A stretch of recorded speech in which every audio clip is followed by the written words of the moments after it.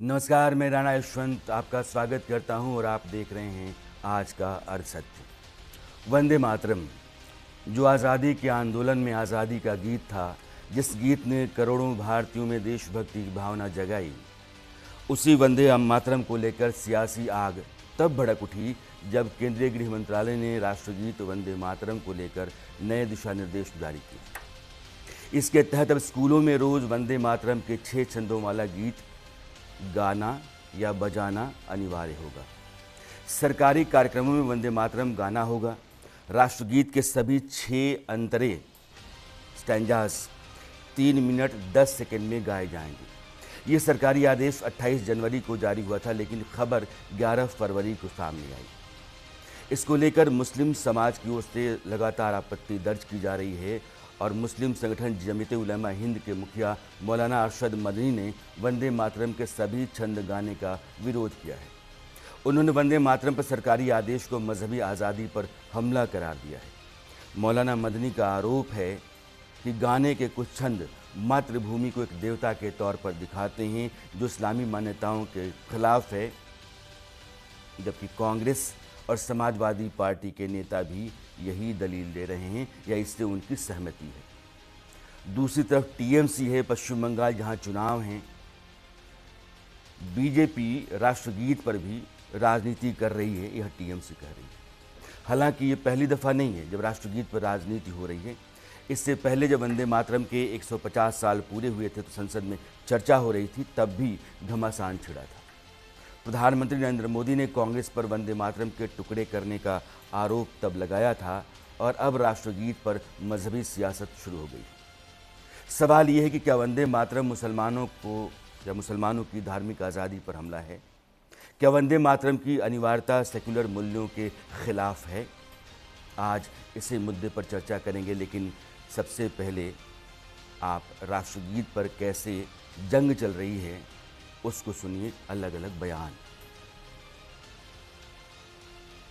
ये जो है ऐसी बातें करके ये लोग जो है ना एक दिशा भूल कर रहे हैं। मैं समझता हूँ कि सबका अपना अपना मजहब है, सबका अपना अपना धर्म है, लोग अपने धर्म पे चलते हैं। और ये कि जो ये वंदे मातरम नहीं पढ़ेगा वो देशद्रोही है। मैं समझता हूँ कि बहुत अब चलो चलते हैं मिलकर सरहद पर जान देते हैं, बहुत आसान है कमरे में वंदे मातरम कहना। बाबर की कब्र में सजदा की इसका समर्थन करते हैं और वंदे मातरम का विरोध करते हैं।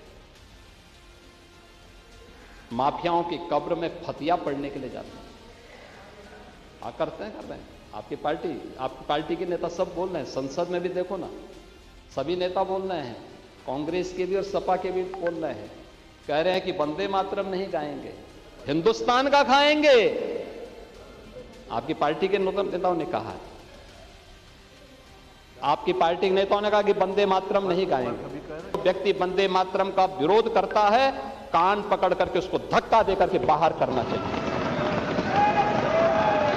समाजवादी पार्टी को भी इस बात की घोषणा करनी चाहिए कि राष्ट्रगीत जिसको 150 वर्ष हो रहे हैं, वंदे मातरम का जो विरोध करेगा वो वहीं जाए जहां पर उसको ये विरोध के स्वर दिखाई देते हो।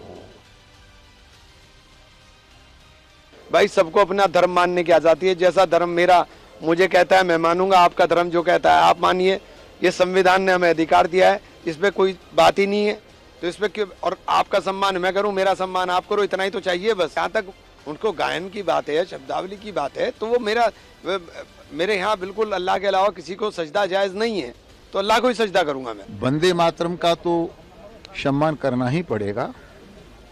मैं तो संत हूँ, राजनीति से मेरा कोई संबंध नहीं, लेकिन इसी नारे के साथ मैंने राजनीति में प्रवेश किया था कि भारत में रहना होगा तो वंदे मातरम कहना होगा। तो वंदे मातरम भारत की आत्मा है और किसी भी समझदार राष्ट्रभक्त को इस वंदे मातरम का अपमान करने का अधिकार नहीं। कोई देवी देवता नहीं है, ऐसी धर्म की स्वतंत्रता नहीं हो सकती जिससे आप राष्ट्र के विरोधी हो जाओ।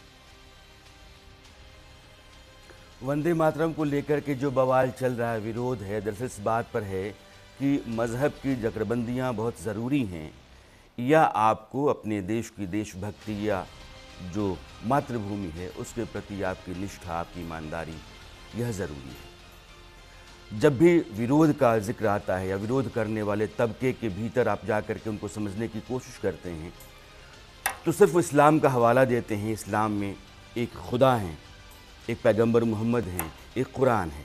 जो सेमेटिक रिलीजन है जिसमें जुडाइज़म आता है, क्रिश्चियनिटी आती है, इस्लाम आता है, इसमें एक ईश्वर है, एक पैगंबर है और एक किताब है। इसके अलावा अगर किसी और की पूजा नहीं होती है तो फिर आप यह सवाल कर सकते हैं कि मलेशिया में, इंडोनेशिया में, यहाँ तक कि बांग्लादेश में जो राष्ट्रगीत गाए जाते हैं उन राष्ट्रगीतों की अपनी भूमि या अपनी ज़मीन या अपने देश के प्रति जो निष्ठा है, जो पूजा है, जो वंदना है, क्या वो इस्लाम नहीं है? लेकिन भारत में जब कभी भी इसका जिक्र होता है कि आप वंदे मातरम का पाठ करें, उसको गाएं, उस धरती को पूजें, उसकी वंदना करें जिसने आपको पैदा किया है, जहां आप पले हैं, जहां आप बढ़े हैं और जिसने आपको एक सरहद दी है जिसके भीतर आप दुनिया में एक सुरक्षित जीवन जी रहे हैं, क्या उसके प्रति आपका सम्मान, आपकी निष्ठा, आपकी आराधना बनती नहीं है? यहाँ आकर के एक बारीक लकीर खड़ी हो जाती है कि मज़हब या फिर देश। अब मैं इसमें अपने मेहमानों को शामिल करना चाहता हूँ। बहस बहुत ज़रूरी है और कई दफ़ा ऐसा भी होता है कि कुछ बातें जो आमतौर पर ज़िरह में या बहस के बीच में आती हैं वो वैसे नहीं लाई जाती हैं जैसे आपके सामने आनी चाहिए। बहुत सारी बातें छूट जाती हैं, लेकिन चर्चा दरअसल जब मुकम्मल होती है, पूरी होती है, तब बात आपके सामने पूरी तस्वीर लेकर के आती है। और आज मेरे साथ जो मेहमान हैं वो एक अच्छा पैनल है, शानदार है इस पर चर्चा करने के लिए। प्रोफेसर पवन सिन्हा जी आप आध्यात्मिक गुरु हैं, अवधेश कुमार देश के जाने माने पत्रकार हैं, फाजिल अहमद हैं, मुस्लिम स्कॉलर हैं आप, आचार्य विक्रमादित्य हैं और मोहम्मद एहतशामुल हक हैं, आप टीएमसी के प्रवक्ता हैं। आप सभी मेहमानों का बहुत बहुत स्वागत है। पवन जी, मेरा सवाल पहले आपसे है, आर्टिकल 25 कॉन्स्टिट्यूशन का जो उसका हवाला दिया जाता है, इस्लाम का हवाला दिया जाता है, वंदे मातरम के भीतर कुछ ऐसा है जिसमें देवी की पूजा आती है और देवी की पूजा का मतलब है कि आप किसी मूर्ति की पूजा या किसी दूसरे ईश्वर की पूजा करते हैं, इसलिए इस्लाम इसका विरोध करता है। तो वंदे मातरम का पाठ नहीं करने का कारण जो बताया जाता है उससे सहमति आपकी है या फिर असहमति है तो क्यों?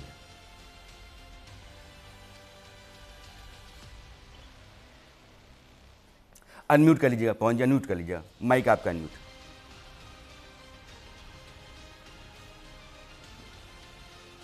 मैं तो इससे सहमत हूँ कि वंदे मातरम गाना चाहिए, पूरा गाना चाहिए, ये भी ठीक है, लेकिन वंदे मातरम पे राजनीति नहीं होनी चाहिए। राजनीति का मुद्दा नहीं है, देशभक्ति का मुद्दा है और ये वतन परस्ती का मुद्दा है। तो इसीलिए यदि हम वंदे मातरम गाते हैं तो हम ना हिंदू हो जाते हैं ना मुसलमान हो जाते हैं, हम उस वक्त केवल भारतीय होते हैं। तो भारत की दृष्टि से वंदे मातरम गाना चाहिए। और रही बात संविधान की, तो हमारे जो संविधान सभा के अध्यक्ष थे डॉक्टर राजेंद्र प्रसाद, उन्होंने इसे 24 जनवरी 1950 में शामिल कर लिया था और उस वक्त लोगों की सहमति भी थी। उन्होंने अपना वक्तव्य दिया और किसी ने उसका कोई विरोध नहीं किया। तो संविधान का ये आवश्यक अंग है और इससे सेकुलरिज्म कहीं भी प्रभावित नहीं होता। देश के मामले में सेकुलरिज्म कैसे प्रभावित हो सकता है? फौज में भी तो गाते हैं, तो वहाँ सेकुलरिज्म तो टॉप पर है, पीक पर है। तो उसके बाद भी कुछ लोग इसका विरोध सिर्फ इसलिए कर रहे हैं कि वह एक विरोध करना चाहते हैं। और दूसरी चीज मैं हाथ जोड़कर निवेदन करूंगा मदनी साहब से भी कि वो इस प्रकार के भड़काऊ बयानात बिल्कुल न दें, क्योंकि इस गीत को गाते गाते हमारे हजारों लोग बलिदान हुए, वीर गति को प्राप्त हुए और उसमें सारे धर्मों के लोग थे, सारे मजहब और रिलीजन के लोग थे। तो इसलिए वंदे मातरम से हम किसी भी प्रकार की इस प्रकार की बहस ना निकाले, क्योंकि वंदे मातरम सबका है। और जहां वतन की बात आती है, देखिए मैं बहुत ज़्यादा तो नहीं जानता, लेकिन कुरान शरीफ, कुरान मजीद ये कहती है कि जिस जगह आप रहते हैं वहाँ की परस्ती कीजिए, जिस जगह आप रहते हैं वहाँ का काम कीजिए। और एक चीज़ मैं और इसमें जोड़कर अपनी बात पूरी करूँगा कि जब हिंदू मेले होते हैं तब तो कोई दिक्कत नहीं है, वहाँ से धन कमाने में कोई दिक्कत नहीं है, लेकिन वंदे मातरम गाने में दिक्कत है। ऐसे क्यों होना? ये क्यों होना चाहिए? ये बिल्कुल गलत है। वंदे मातरम का विरोध बिल्कुल नहीं होना चाहिए। वंदे मातरम हम सब लोगों को बहुत फाजिल खुशी से अहमद, और गर्व से गाना चाहिए। पवन जी को आपने सुना है, जाहिर है कि आपने बहुत कुछ सुन लिया, आपके कहने के लिए बहुत कुछ होगा। मेरा एक सवाल सिर्फ इतना ही है कि अगर अल्लाह और पैगंबर मोहम्मद के बाद ये ज़मीन जो आपकी अपनी है, जो आपका वतन है, अगर उसको वंदे करते हैं, वंदे मातरम कहते हैं, तो इस्लाम में कहीं कोई ज़िक्र है? मैं कुरान, हदीस, इजमा, कयास सबके हवाले से आपसे पूछ रहा हूँ, क्योंकि इसको पढ़ा मैंने भी है। कहीं कोई बंदिश है कि आप ना कहें वंदे मातरम? देखिए, ये मामला जितना धार्मिक है उतना ही राजनीतिक भी है। जब वंदे मातरम राष्ट्रीय मैं गीत राजनीति किया नहीं जा जाना रहा चाहता हूँ, मैं उस सिर्फ वक्त आपसे सीधा एक सवाल है ना ये मेरा, धार्मिक वंदे है, ना ये मातरम कहने में राजनीतिक है। इस्लाम आड़े आता है? सर एक काम कीजिए, आप ही बोल लीजिए, हम सुन लेते हैं। नहीं, आप हमको अपना व्यूज रखने के लिए बिल्कुल बुलाए अपना ना। व्यूज रखिए। मेरा एक सवाल था नहीं, सीधा। आप तो हमको, आप मुझे बोलिए थोपिए बोलिए मत। बोलिए बोलिए मुझे बिल्कुल समझाने के लिए पूरा टाइम चाहिए ना। बिल्कुल बोलिए। आप मुझे थोपिए मत। देखिए, उस समय से लेके जब जब भी वंदे मातरम की बात आती है तो विरोध होता है। विरोध क्यों होता है? क्योंकि वंदे मातरम का 2 स्टेंजा, शुरू का 2 स्टेंजा ही राष्ट्रीय गीत था आज तक, और उसको पढ़ने में किसी को कोई दिक्कत नहीं थी। लोग पढ़ते भी थे, राष्ट्रीय गीत है हमारा, हम उसका पूरा सम्मान करते हैं। लेकिन अब जो कह रहे हैं कि सारे हम 6 छंद पढ़ेंगे, 6 छंद में आगे हम, देखिए अल्लाह के सिवा पेड़, पहाड़, पत्थर सबको अल्लाह ने बनाया। जिस जमीन की आप कह रहे हैं कि हम पूजा करते हैं, उस जमीन को भी अल्लाह ने बनाया। जो सबसे बड़ा मालिक है, जो सबका मालिक है, हम उसकी बंदिश करते हैं, हम उसके बंदे हैं।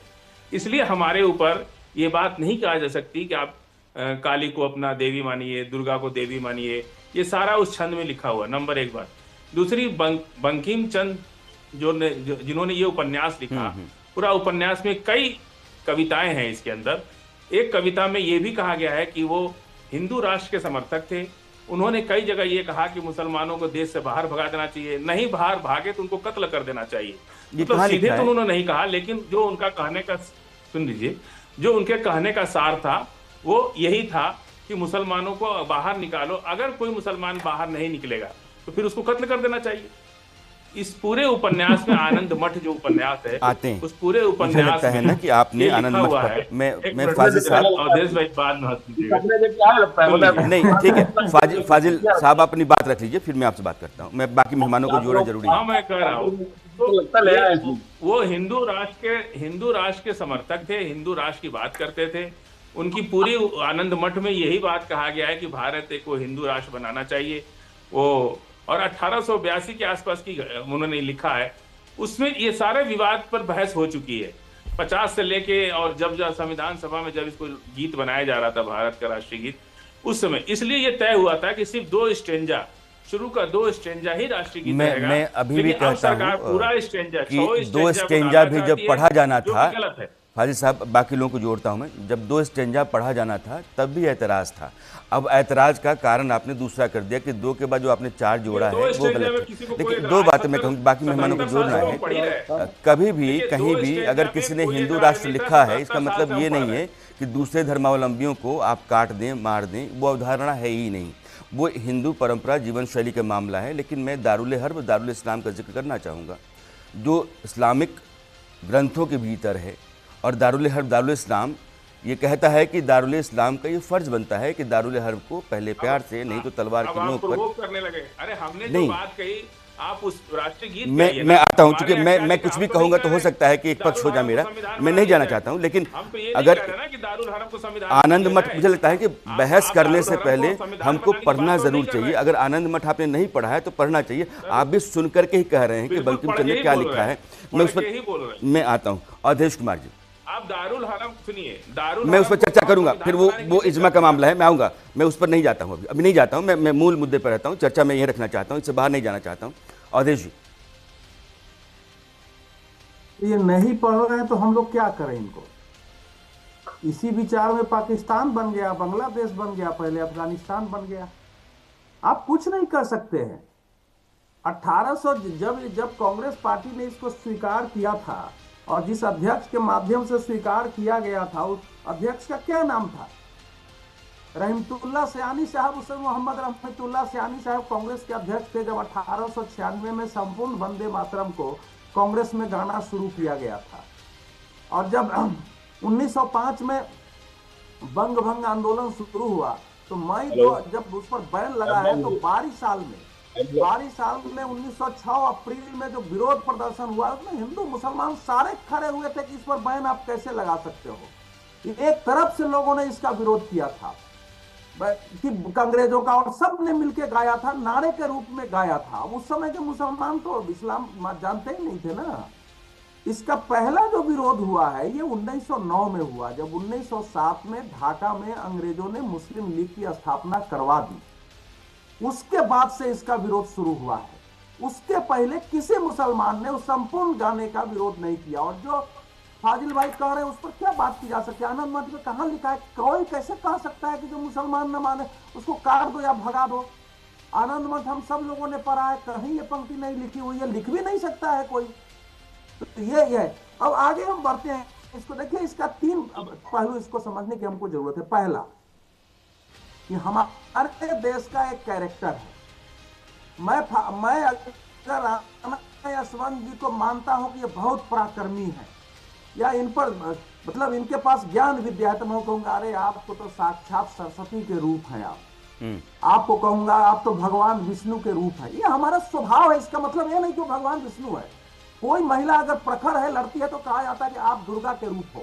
तो वही इसमें कहा गया है। दोनों भाव है, हमारे कैरेक्टर उसी रूप में कहते हैं। उसका यह मतलब नहीं है कि हम किसी को कह रहे हैं कि हाँ तुम हमको दुर्गा मान के हमसे बात। अगर मेरे को मान लीजिए मैं यहाँ बैठा हुआ हूँ, कोई कहे कि अरे आप तो विष्णु के रूप हैं, तो आप फाजिल अहमद कहे कि नहीं नहीं विष्णु कैसे हो सकते, मैं तो इनसे बात ही नहीं करूंगा। हमारे मजहब में तो कहा हुआ है कि ये हम किसी दूसरे को मान ही नहीं सकते हैं। जब अगर विष्णु है तो हम तो इनको से बात ही नहीं करेंगे। ये जो भाव है ना, ये समस्या यहाँ से पैदा करती है। अब दूसरी बात मैं बता रहा हूँ, देखिए हमारे यहाँ जो है ना, ये नेशन स्टेट जो अंग्रेजों का था, जो पश्चिम का, हमारे यहाँ राष्ट्र में अंतर है। राष्ट्र हमारे यहाँ एक जीवन दर्शन था जिसको इस क्षेत्र के लोगों ने जीवन शैली के रूप में अपनाया था। और राज्य जो था देश काल परिस्थिति के अनुसार व्यवस्था चलाने का नाम राज्य हुआ।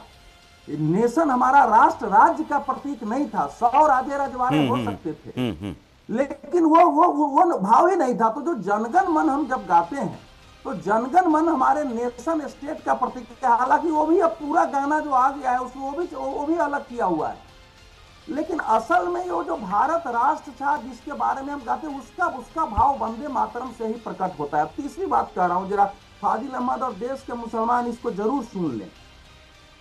देखिए मोहम्मद साहब से 2300 वर्ष पहले लबीबिन तुर्फा एक विद्वान हुए हैं और वो अरब के बहुत बड़े विद्वान हैं। अरबी पढ़ने वाले लोग उनको जानते हैं। मैं अरबी में पढ़ सकता हूं लेकिन वो मेरे से उच्चारण अच्छा नहीं होगा उसको उन्होंने लिखा है, हे हिंदुस्तान की पुण्य भूमि, तू धन्य है क्योंकि ईश्वर ने अपने ज्ञान के लिए तुझे चुना है।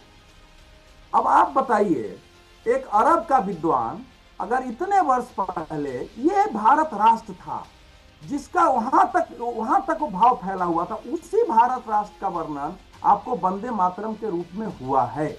अब एक दो बातें यहां और समझने की आवश्यकता है। तो ये जो लड़ाई है शुरू से ही ना, कि इसको हम क्या मानते हैं, नेशन स्टेट के रूप में मानते हैं कि नेशन मानते हैं, यहां से समस्या शुरू हुई। और जब खिलाफत मूवमेंट शुरू हुआ है 1920-21 में कि तुर्की के खलीफा जब हटे हैं और कांग्रेस पार्टी ने खिलाफत मूवमेंट को अपने हाथ में लिया था कि इससे मुसलमान हमारे साथ शायद आ जाएंगे, लेकिन 1909 में मुसलमानों के लिए अंग्रेजों ने अलग कॉन्स्टिट्यूएंसी बना दी। 1919 में उसको और ताकतवर बना दिया। तो उस समय मुसलमानों ने कहा कि हम वंदे मातरम नहीं गा सकते हैं। गांधी जी भी ताकते रह गए और उसमें सारे नहीं थे जो आंदोलन किया।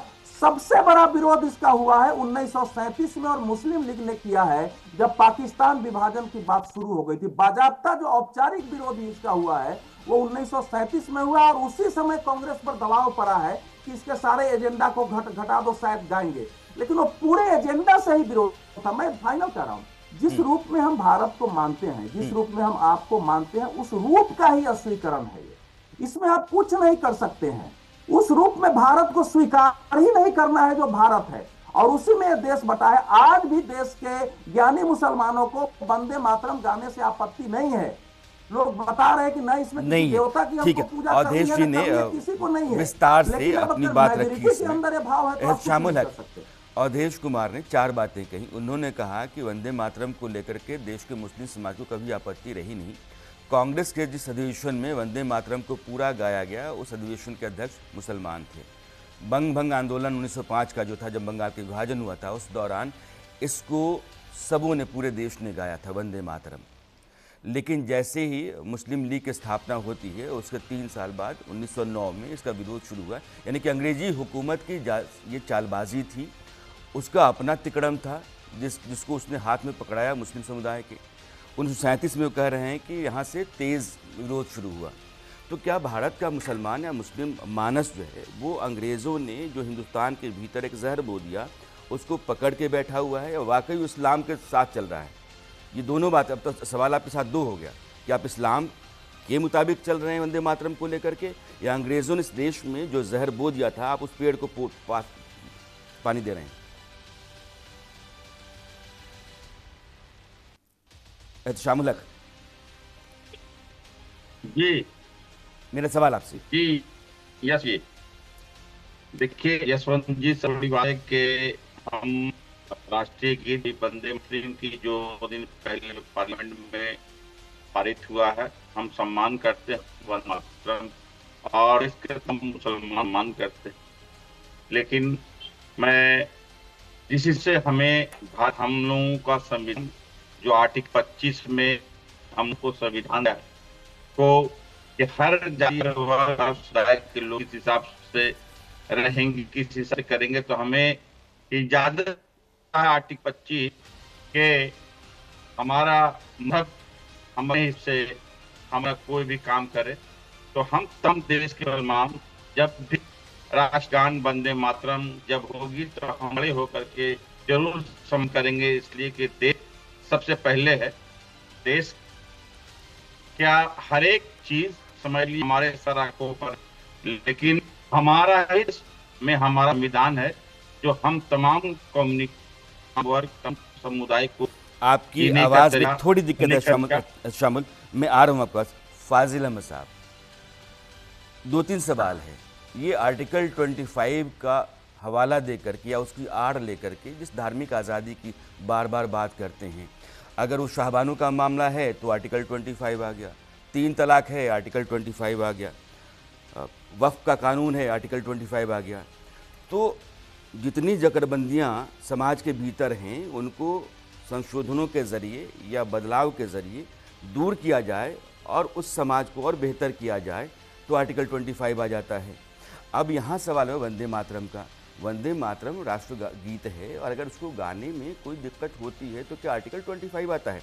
क्योंकि आप जब हवाला देते हैं आर्टिकल 25 का तो लगता है कि वो गलत तरीके से आप हवाला देते हैं। शाहबानों में आर्टिकल 25 नहीं हो सकता है, वक्फ में आर्टिकल 25 नहीं हो सकता, 3 तलाक में आर्टिकल 25 नहीं हो सकता है, आर्टिकल 25 वंदे मातरम में भी नहीं हो सकता है। देखिए, हमारे देश के सवर्ण जातियां मिलकर यूजीसी पर अभी सुप्रीम कोर्ट गई ना, और उनको वहां से आदेश भी मिला, फिर हम क्यों नहीं जा सकते? हमें ये अधिकार नहीं दिया संविधान ने। उसकी आजादी आपके पास है। एक बात। दूसरी बात, क्या बोले आप बोलिए। कुछ बोले आप?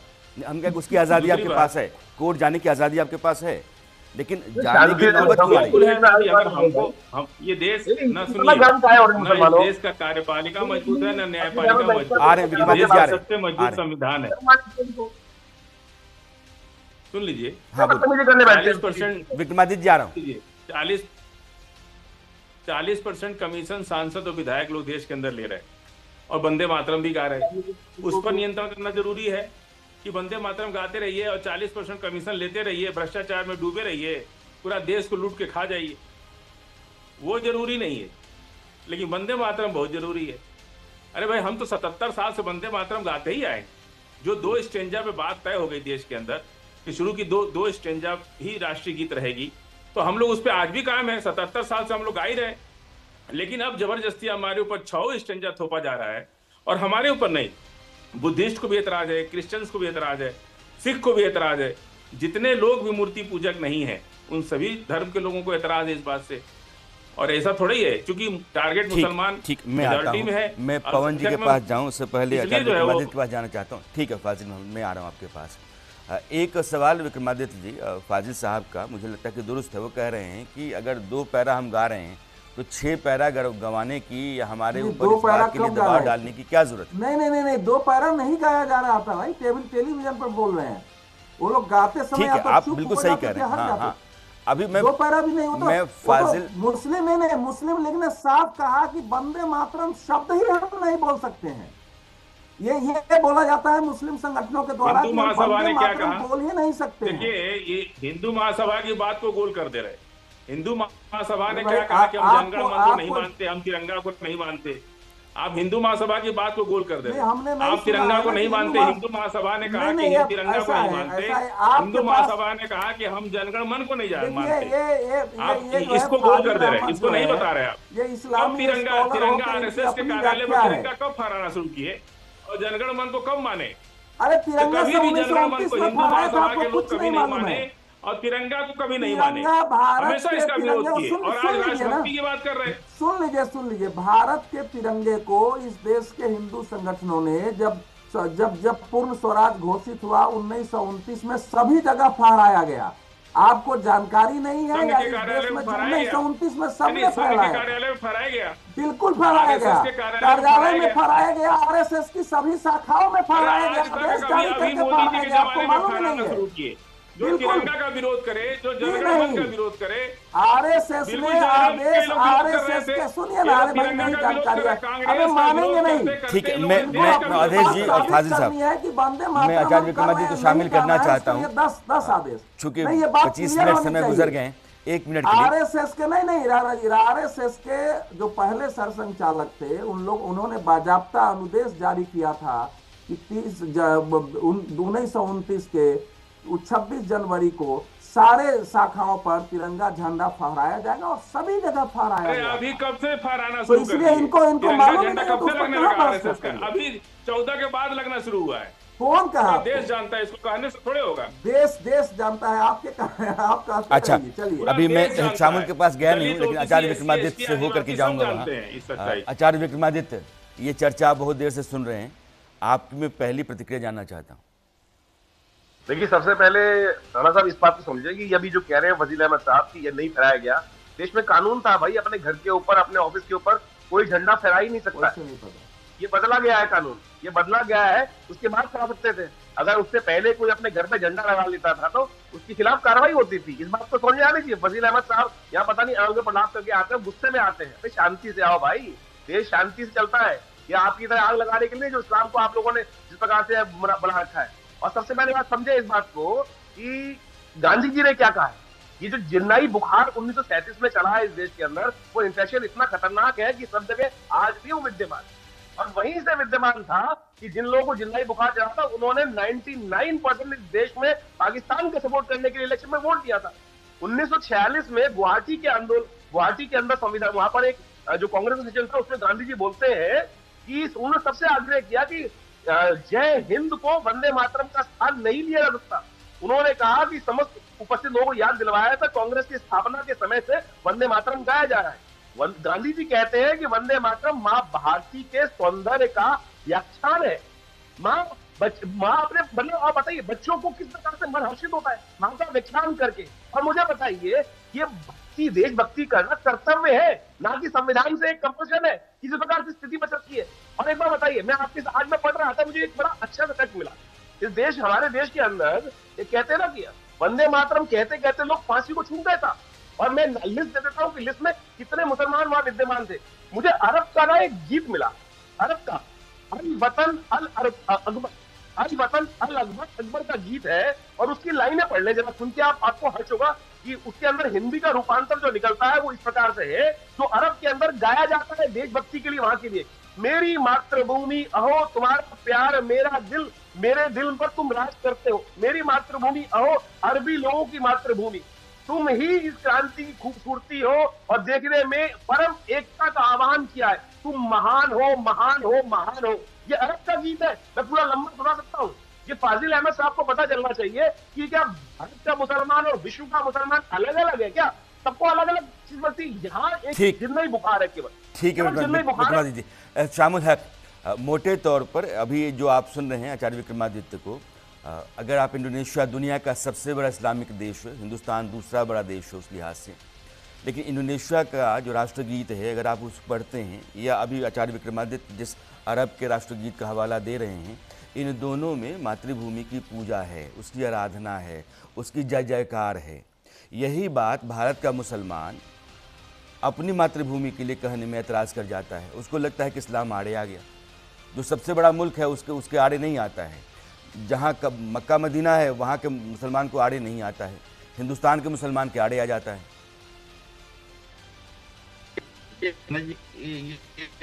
सबसे बड़ी बात जिस हिसाब से अभी जो सडनली राष्ट्रीय गीत समझिए वंदे मातरम का जो कुछ दिन पहले ये ला मुद्दा से भाने की बात है। ये अभी जो परिस्थिति, ये जो अभी 3 दिन पहले का वाकया है, जो समझ लीजिए हमारे सदन में पास हो गया है कि इसको पहले हमारे नेशनल एंथम से पहले गाना होगा और 3.5 मिनट 10 सेकंड का है। तो ये देखिए, हम मुसलमान हैं, हमारा देश है, ये पहले भी बोल के गए, अभी भी बोल रहा हूँ, लेकिन हमारे भी कुछ क्राइटेरिया है, हमें समझना होगा कि हमारा मजहब में एक अरबी वर्ड आता है लकुम दीनकुम वलिया दीन, कि मैं आप पालन करता हूँ, आप अपने धर्म का पालन करते हैं। तो हमारा जैसे संविधान आर्टिकल जब 25 जब आपको बताया तो हमको आज देता है अपने तौर पर, तो हम खड़े हो करके जरूर इस राष्ट्रीय गीत मान करिए। मेरा एक छोटा सवाल है शामिल भाई, एक छोटा सवाल है। अगर इस्लाम के हवाले से मैं आता हूँ विक्रमादित्य जी, आता हूँ मैं इस्लाम के हवाले से मैं विक्रमादित्य जी एक मिनट शामिल हक, इस्लाम के हवाले से आप वंदे मातरम नहीं पढ़ने की बात अगर कह रहे हैं तो क्या हुमायूं कबीर जो वहाँ बाबरी मस्जिद बना रहे हैं उनको इस्लाम पता नहीं है, या हुसैन दलवाई जो कांग्रेस के मुस्लिम नेता हैं उनको पता नहीं, वो तो कहते हैं कि हम ठोक के गाएंगे और श्रद्धा से गाएंगे, तो क्या वो गैर इस्लामी लोग हैं? मैं नहीं पढ़ने का बात नहीं कहा, मैं नहीं पढ़ने का बात राणा जी नहीं कहा। हाँ।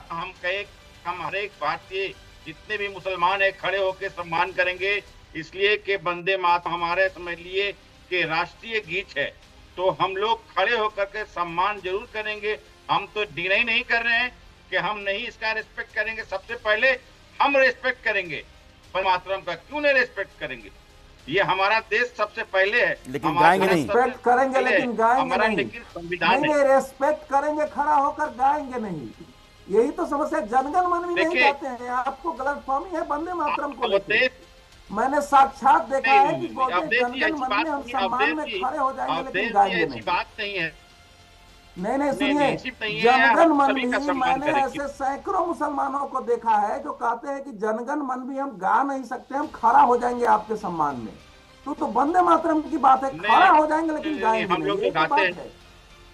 नहीं। नहीं, हम लोग तो खड़े होकर गाते हैं अवधेश जी, हम लोग खड़े होकर मैं पवन जी के पास चलना चाहता हूँ। शामिल हक एक मिनट। हम तो नहीं, आपका तो टीएमसी का तो कोई उपाय नहीं है। बंकिम चंद्र चट्टोपाध्याय बंगाल के हैं, ममता बनर्जी अगर कहेंगे कि हम नहीं गाएंगे तो उनकी भी समस्या खड़ी हो जाएगी, तो उस पार्टी के मुसलमानों को तो सपोर्ट करना ही करना है।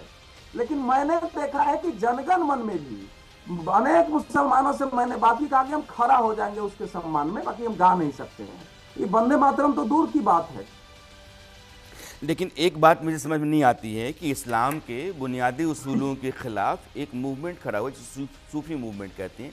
जितने सूफी संत हुए ईरान से लेकर के हिंदुस्तान तक, उन्होंने संगीत के ज़रिए अल्लाह की बंदगी की है। आप संगीत को हराम कहते हैं, तो फिर क्या जितने सूफी संत थे गैर इस्लामी थे, उन्हें जो काम किया गैर इस्लामी किया। उन संतों की मज़ार पर आप जाते हैं, आप सजदा करते हैं, चादर चढ़ाते हैं, तो क्या इस्लाम के खिलाफ काम करते हैं? नहीं, सुनिए, सलाफी विचार मजार चरारे शरीफ को किसने उड़ाया था? हाँ, इस पर बहुत मतभेद है वहाँ। नहीं, सऊदी अरब में कोई भी कब्र ऊंचा नहीं बनाया जाता है। कब्र का तो प्रोविजन है, कब्रिस्तान में डालो। मजार का प्रोविजन वहाबी सलाफी विचार में सुन्नी मुसलमान में नहीं है। ठीक है। उस पर भी मतभेद है। अध्यक्ष जी की बात में सहमत हूँ। पवन जी, मैं ये कह रहा था कि जैसे अभी कहा गया सुन के तो बहुत अच्छा लगा कि हम वंदे मातरम की इज्जत करते हैं, लेकिन अभी कुछ दिन पहले पार्लियामेंट में डिबेट हो रही थी जिसके बारे में हम सब लोगों को पता है, और उस डिबेट के वक्त तक सिर्फ 2 ही स्टैंजास थे, उसका भी विरोध किया गया। उससे कुछ समय पहले भारत माँ की जय पर बातचीत हुई, लगभग 2-3 सालों से हो रही है, उसका भी विरोध किया गया। तो ये कौन सी चीज़ हमें दिखाना चाहते हैं कि हम अगर ये था तो हम इसकी बड़ी रिस्पेक्ट करते थे, इसे गाते थे। देखिए उस वक्त भी वो सहनशील भारत के नागरिक मुसलमान लोग उस वक्त भी गाते थे वंदे मातरम, उस वक्त भी बोलते थे भारत माता की जय। जब 3 साल पहले ये मुद्दे नहीं थे तब भी बोलते थे वो भारत माता की जय, आज भी बोलते हैं वो भारत माता की जय, आज भी गाते हैं वो वंदे मातरम। लेकिन कुछ लोग ये बताने पर आमादा हैं कि धर्म राष्ट्र से बड़ा है, लेकिन धर्म राष्ट्र से बड़ा नहीं हो सकता। और मैं इसमें बार बार कह रहा हूँ, हम इसी मिट्टी का खाते हैं, इसी मिट्टी के गुण गाने में हमको क्या दिक्कत है, इस मिट्टी का नारा लगाने में हमको क्या दिक्कत है। तो यहाँ पर सेकुलरिज्म नहीं आना चाहिए, यहाँ पर आर्टिकल 25 की डिबेट नहीं होनी चाहिए, अन्यथा ये एक बड़ा संकट हो जाएगा, एक बड़ी प्रॉब्लम हो जाएगी। लोग आपसे चलते फिरते पूछने लगेंगे कि वतन बड़ा है कि राष्ट्र बड़ा है, इसका जवाब तो देना पड़ेगा। तो किसी के लिए भी, कोई भी मजहब का व्यक्ति किसी भी धरती पर रह रहा हो, उसका राष्ट्र उसके लिए सब कुछ है, उसके बाद धर्म आता है, वो अपना धर्म निभाए, किसी को कोई परहेज गुरेज नहीं है। लेकिन अगर उस राष्ट्र के लिए कुछ कहा जाए, कुछ गाया जाए, कुछ बोला जाए, जिससे कि क्रांतिकारियों की भुजाओं में बल दिखे, क्रांतिकारियों के व्यक्तित्व में वह शक्ति प्रदर्शित हो, तो मेरे विचार से वो किसी गेस्ट का स्पीकर ऑन है, इसलिए वो आवाज़ पलट के पवन जी की वहाँ से आ रही है। फाजिल अहमद, पवन जी ने जो कहा है, मुझे लगता है कि मसला, उनको हिंदुस्तान जितनी इज्जत नहीं मिली पाकिस्तान में जिन्ना को, ये भी हमें याद रखना चाहिए। तो उस वक्त वो भारत में अगर रहते तो ज़्यादा अच्छा था। तो ये मैं आप सब लोगों से रिक्वेस्ट करता हूँ, भारत की बात कीजिए, भारत का गीत गाइए। फाजिल अहमद, मोटे तौर पर मुझे ये लगता है कि उसमें मज़हब को बीच में ला करके, अगर इस्लाम की पूरी रवायत आप देखते हैं, इस्लाम का पूरा फ़लसफ़ा देखते हैं और बाकी इस्लामिक देशों में जा कर के आप देखते हैं, तो उसूलन और मजहबी तौर पर भी कहीं भी अपनी ज़मीन की पूजा करने, उसकी आराधना करने की मनाही इस्लाम नहीं करता है। वो कहता है कि ईश्वर एक होता है, लेकिन ये नहीं कहता है कि बाकियों को आप उनकी वंदना ना करो, उनकी पूजा ना करो। ये दरअसल इस्लाम का जिस तरीके से उसकी व्याख्या की गई, जैसे कई हदीसें हैं, हदीसें अपनी तरीके से चलती हैं, शरिया को लेकर के अलग अलग देशों में अपना इंटरप्रिटेशन हो जाता है। तो इस्लाम को जिस तरीके से व्याख्यायित किया गया अलग देशों में, और जो सत्ता में लोग थे उन्होंने अपने मुताबिक कहा कि इस्लाम तो ये है, सुन्नत तो ये है, ये अल्लाह ने कहा और ये पैगंबर साहब ने किया, सुन्नत यही होता है। अगर सुन्नत ऐसा होता तो फिर औरतों के ऊपर इतनी ज़ाती शरिया कानून के तहत जो मुल्क चलते हैं क्यों होती, वहाँ पढ़ाई पे बंदिश क्यों होती, वहाँ हालात बुरे क्यों होते। तो भारत के भीतर इस्लाम का हवाला दे करके, इस्लाम को आगे रख करके देश को जिस तरीके से पीछे रखने की मानसिकता, और मैं खुल के बोलता हूँ कि जब आप कहते हैं कि वंदे मातरम नहीं कहेंगे, तो भावनात्मक रूप से कहीं ना कहीं मैं अपने मजहब को बड़ा माना अपने मुल्क से। सर, मुल्क को बड़ा मानिए और दलितों को, पिछड़ों जाति को छोटा मानिए। मैंने शुरू में ही कहा कि जितना ये धार्मिक है उतने सियासी। मेरे सवाल का जवाब आप यूजीसी का बिल आया इस देश में, दुनिया के किसी भी मुल्क में आप जाएंगे नहीं, आप अपने परिवार के भीतर भी समस्याओं से बाहर नहीं रहेंगे, लेकिन परिवार के दायरे में परिवार होने का भावना तो है ना। ये तीनों ब्राह्मण नहीं, ये गलत है। मैं आपसे एससी के खिलाफ ये लोग कोर्ट क्यों गए? तो हमको भी कोई चीज बुरी लगेगी तो हम भी कोर्ट में जाएंगे, इसमें क्या दिक्कत? आपने पूरा 3 ब्राह्मणों को बैठा रखा है देश के। नहीं, एहतशामुल हक भी है भाई, यूजीसी बिल पर इनका तो शामुल हक भी हैं। 40% कमीशन की बात मैंने किया। तो शामुल हक बार बार आ रहे हैं, कट रहे हैं। 40% कमीशन ले रहे हैं जब उत्तर नहीं है तो जाति के आधार पर बात तो भारत। आप तो राहुल गांधी हो गए। 40% कमीशन ले, उस पर किसी ने बात नहीं किया। मैंने तो सिर्फ ये कहा कि देश के सवालों पर बात कीजिए। 40% कमीशन ले रहे हैं, अब वंदे मातरम को अगर देशभक्त बन जा रहे हैं। अरे ये कौन सा देशभक्ति है भाई? 40% दलितों को जुल्म कर रहे हैं। मैं विशुद्ध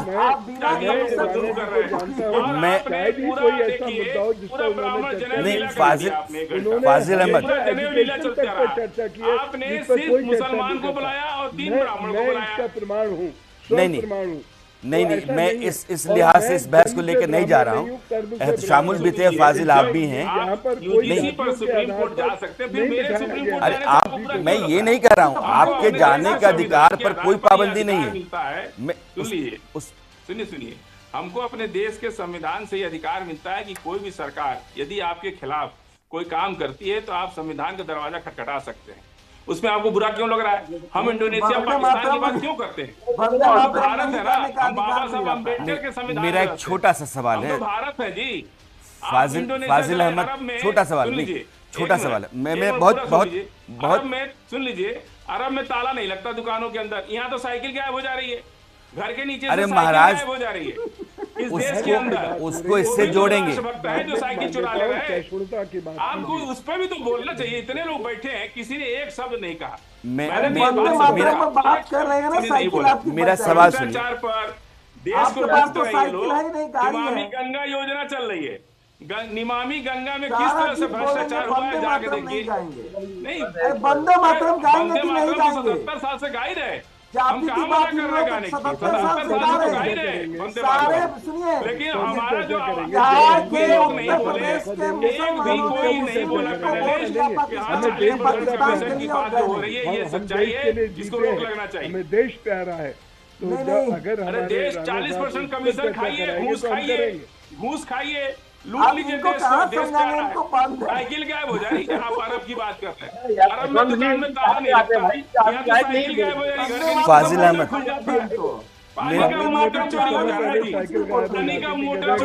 मेरे पास 1 मिनट, मेरे पास सिर्फ 2 मिनट बचे हुए हैं।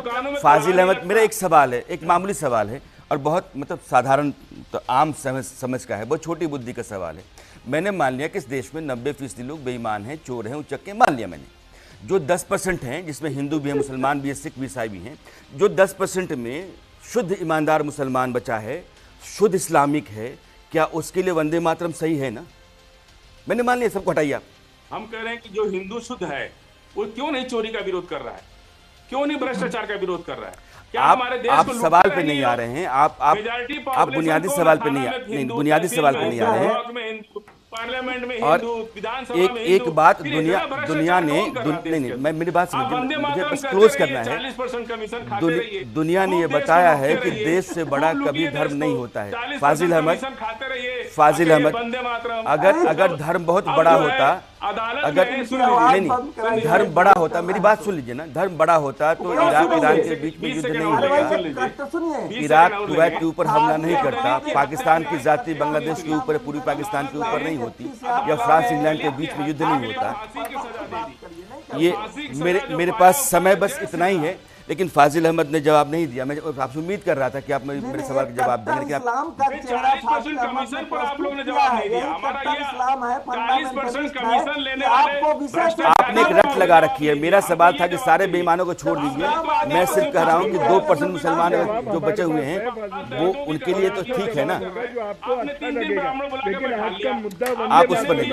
मैं तो सबको चुप कराने और आपके बोलने के हक में था। शुरू कर दी 40% भ्रष्टाचार की बात करने पर एक भी कोई नहीं बोला। खैर कोई बात नहीं, चर्चा वो नहीं है, चर्चा बुनियादी है। इस देश में बतौर नागरिक रहने के नाते हम अपने देश के साथ जुड़ाव लगाव महसूस करते हैं कि नहीं करते हैं? हम अपने धर्म की आड़ में अपनी मातृभूमि की पूजा वंदना करने को तैयार हैं कि नहीं है? सवाल यहाँ है।